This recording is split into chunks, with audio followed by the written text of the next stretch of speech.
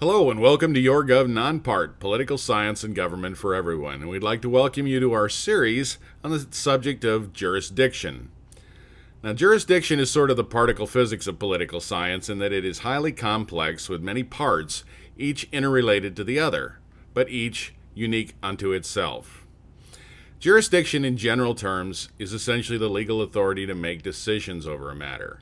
In essence, it means to have the power. Judicial jurisdiction, law enforcement jurisdiction, and agency jurisdiction are going to be topics that we cover probably as individual videos, but it's important for you to realize that these are separate and yet not mutually exclusive areas. Judicial jurisdiction, that of a court, and law enforcement jurisdiction, that of a law enforcement agency such as a police force or a bureau at the federal level, are interrelated because law enforcement agencies are in fact officers of the court. Agency jurisdiction, on the other hand, deals more with subject matter. You could think of jurisdiction as being broken down also into geographic jurisdiction, in other words, the jurisdiction over a particular area, whether that's a county or a state or the federal government.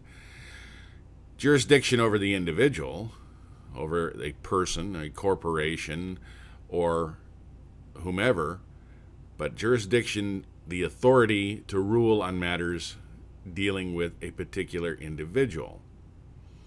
For example, if a United States citizen has a crime committed against them in a foreign nation by a foreign national, the court or any law enforcement agency does not have the individual jurisdiction over the foreign national or over the geographic area. And then finally, subject matter jurisdiction. We've touched on this in previous videos, such as our video on the FEC, the Federal Elections Commission. They have jurisdiction, they have authority over a particular area of expertise, over a particular matter, which in this case is the oversight of elections law. So this is how you can understand subject matter jurisdiction. Overlapping jurisdictions are somewhat more complex.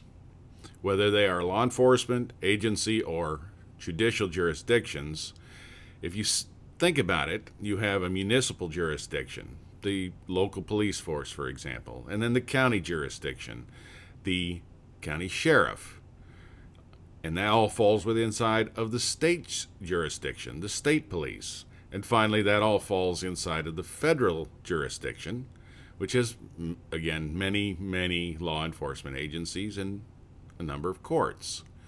In future videos, it is our intent to bring you live interviews with individuals from each of these particular areas of expertise who can explain to you in detail what their jurisdictional responsibilities are and how those came to be. At the federal level, for example, there's also parallel jurisdiction. Well, at many levels. At the state level, there's parallel jurisdiction, and even at the county and city, there are parallel jurisdictions. These differ from overlapping jurisdictions in the respect that each is a subject matter jurisdiction generally. Each particular law enforcement agency or each particular court has jurisdiction over a specific area of expertise, a specific area of law. And we see here quite a few, but there are many more. At the federal level, it's often jokingly referred to as the alphabet soup of agencies, and you can see why. But each of these organizations has the authority over a particular area. We're very much hoping that we will get interviews with individuals from each of these agencies and many more to share with you in future videos. Beyond that, there's also a type of jurisdiction which is called appellate jurisdiction. This has to do with judicial jurisdiction with the court system and the appeal process. When an issue is tried in a court, if there is a question of procedure or some question on the ruling, the issue can be appealed. Well, it is not appealed in the same court. It is appealed to a higher court. And that decision of that court can then be appealed yet to a higher court and a higher court. Now, don't misunderstand. The U.S. District Court in this diagram does not automatically have the authority to hear issues that are in question by a state Supreme Court. Issues of a state Supreme Court, which might be of question, are likely to go to a U.S. Court of Appeals or directly to the United States Supreme Court. So this, again, is a rather complex, it's not a straight line issue. The U.S. Supreme Court is the court of last resort. There is no really recourse from a U.S. Supreme Court ruling. Even the Congress does not have the authority to overturn a U.S. Supreme Court ruling. However, that said, the U.S. Supreme Court does have the authority to make new rulings which reverse its previous rulings. And this has happened many times in the history of our country. It's not common, but it has happened, and it does happen, and it will probably continue to happen. As time goes by, the U.S. Supreme Court will re-examine new cases pertaining to similar issues and thereby reverse previous decisions.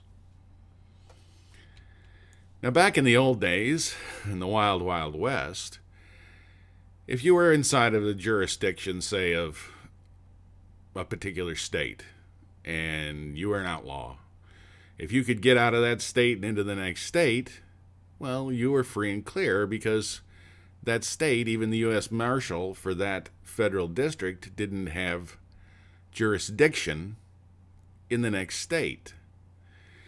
However, in recent times, virtually all states have signed what's called a reciprocity agreement, giving certain amount of authority, of jurisdiction, over to their neighboring states. So, for example, if you commit a crime in one state and are apprehended in another state, the other state's law enforcement agency does, in fact, have the jurisdiction through this reciprocity agreement to maintain and hold you. It becomes more complex from there. Chances are they aren't going to try you. They're going to extradite you back to your point of original jurisdiction. Now, a good way to think about this is that a state reciprocity agreement of jurisdiction is similar to a treaty between two sovereign nations, which would also allow for the extradition of accused criminals. We'd like to thank you for watching Your Gov Nonparts segment on jurisdiction.